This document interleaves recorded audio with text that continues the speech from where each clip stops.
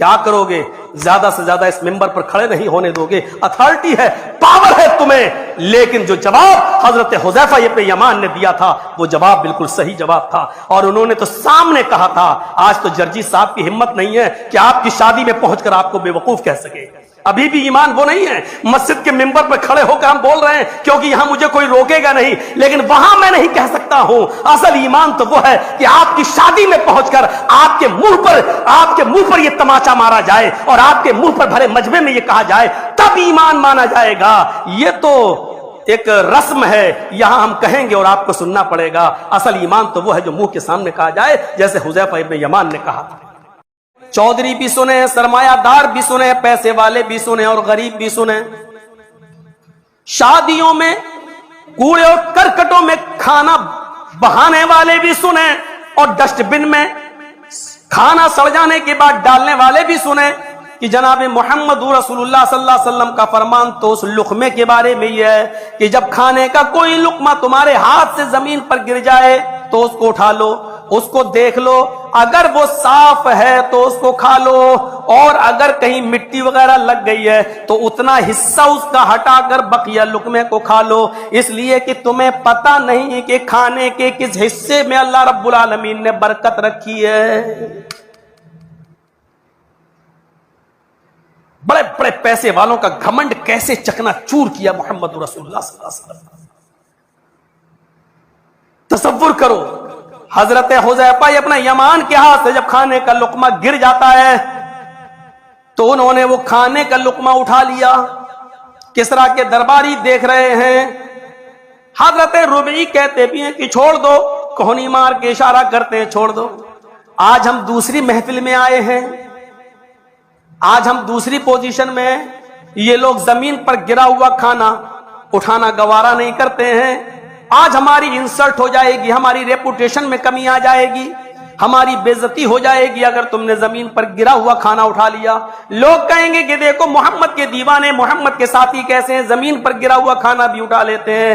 اس پر جو جواب دیا تھا حضرت حذیفہ ابن یمان نے، وہ جواب سنیں، بفر سسٹم والے سنیں، کھڑے ہو کر اپنی شادیوں میں باراتیوں کو کھلانے والے سنیں، وہ کان کھول کر سنیں، اور کھانا بہانے والے سنیں۔ حضرت حذیفہ ابن یمان نے جو جواب دیا تھا وہ ایران کے بادشاہ کے اور ایران کے درباریوں کے سامنے جو جواب دیا، وہ جواب حدیث کی کتابوں میں اور سیرت کی کتابوں میں یوں منقول ہے۔ حضرت حذیفہ ابن یمان نے ربی کی طرف دیکھا اور دیکھ کر کہا،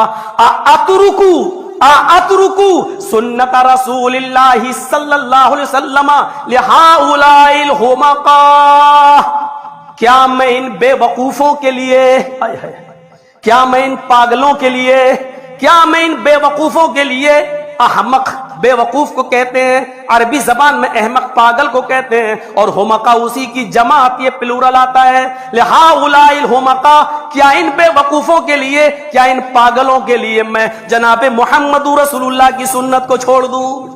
اترک سنت رسول اللہ صلی اللہ علیہ وسلم لہؤلاء الحمقاء، کیا ان پاگلوں کے لیے، کیا ان بے وقوفوں کے لیے میں محمد رسول اللہ کی سنت کو چھوڑ دوں؟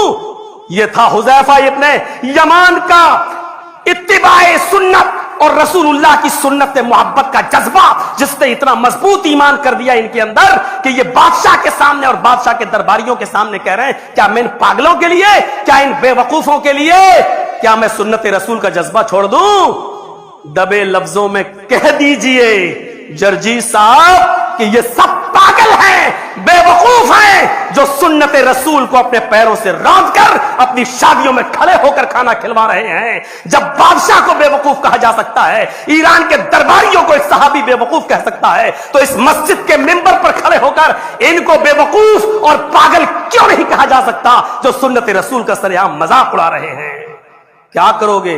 زیادہ سے زیادہ اس ممبر پر کھڑے نہیں ہونے دو گے، اتھارٹی ہے، پاور ہے تمہیں، لیکن جو جواب حضرت حذیفہ ابن یمان نے دیا تھا وہ جواب بالکل صحیح جواب تھا، اور انہوں نے تو سامنے کہا تھا. آج تو جرجی صاحب کی ہمت نہیں ہے کہ آپ کی شادی میں پہنچ کر آپ کو بے وقوف کہہ سکے. ابھی بھی ایمان وہ نہیں ہے. مسجد کے ممبر پر کھڑے ہو کر ہم بول رہے ہیں کیونکہ یہاں مجھے کوئی روکے گا نہیں، لیکن وہاں میں نہیں کہہ سکتا ہوں. اصل ایمان تو وہ ہے کہ آپ کی شادی میں پہنچ کر آپ کے منہ پر یہ تماچا مارا جائے اور آپ کے منہ پر بھرے مجمع میں یہ کہا جائے، تب ایمان مانا جائے گا. یہ تو ایک رسم ہے، یہاں ہم کہیں گے اور آپ کو سننا پڑے گا. اصل ایمان تو وہ ہے جو منہ کے سامنے کہا جائے، جیسے حذیفہ ابن یمان نے کہا تھا.